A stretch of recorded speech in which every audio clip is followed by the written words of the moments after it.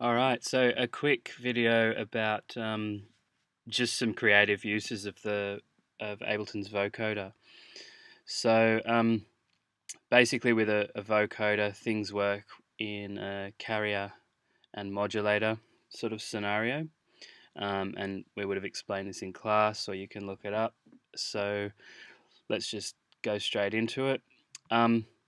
The way that the vocoder works here is that the vocoder sits on the modulator track. So this is going to be something with either a rhythm or more transients or more basically more modulation in it, and the carrier would be more of a continuous sound. So in the classic example of sort of like a robot synth talking, you've got a voice as your modulator and a synth sound as a carrier.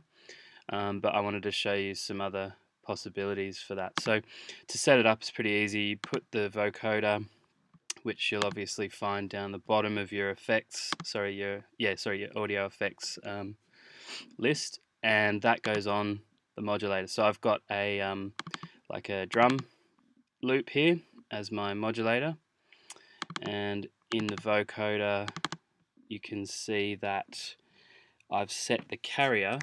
So this is the main thing that you'll need to be aware of, is set the carrier to external, and then you need to choose where from. So I've just labeled my audio track carrier so that it's kind of obvious, and you can choose the position there. So I'm not going to try and show you every single parameter here today. I'm more just want to show you that you can use this to get some interesting effects. And so let's just bypass any of these for the moment, so you can hear the sound of the carrier without any vocoding going on.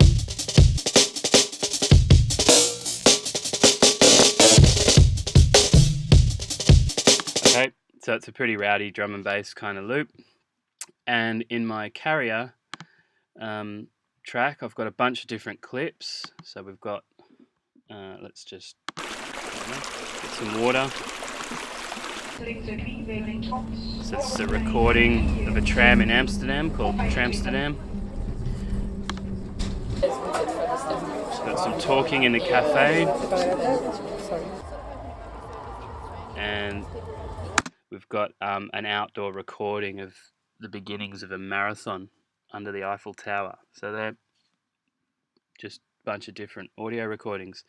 But if we turn the vocoder on, I've also got a compressor on here with a fast attack just to sort of smooth things out a bit. And I'm also going to make my carrier signal inaudible. So I've just basically mute that from going to the mix, and we can have a listen to the results. So let's start off with the water. We'll hit play on the carrier.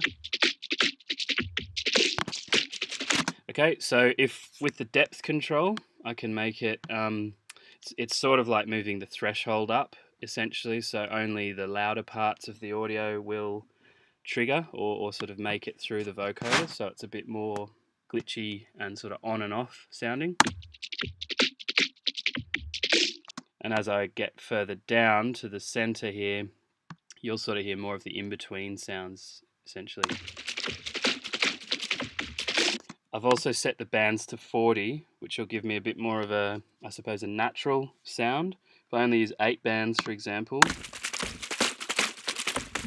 it gives you a different type of sound. So this is to do with how the vocoder actually works, but in this video I just want to mention that. I can also set my frequency range, so I can filter out some of the lows or let them through, and same with the highs.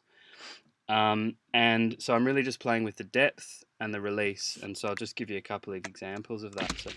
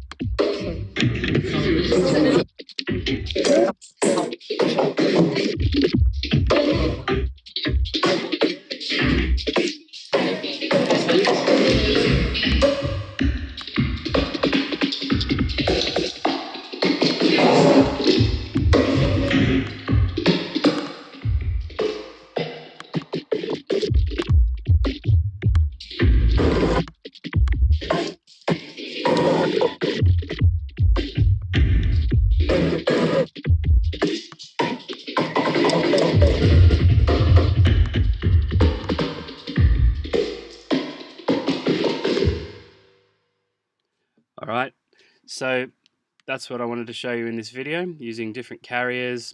You could obviously use a bunch of different modulators. It would be easy to resample this and chop out the best bits and use them however you want. So vocoder, using drums as your modulator and field recordings essentially as your carrier. Of course, you can experiment with any sort of combination of these things. Alright, thanks. See you later.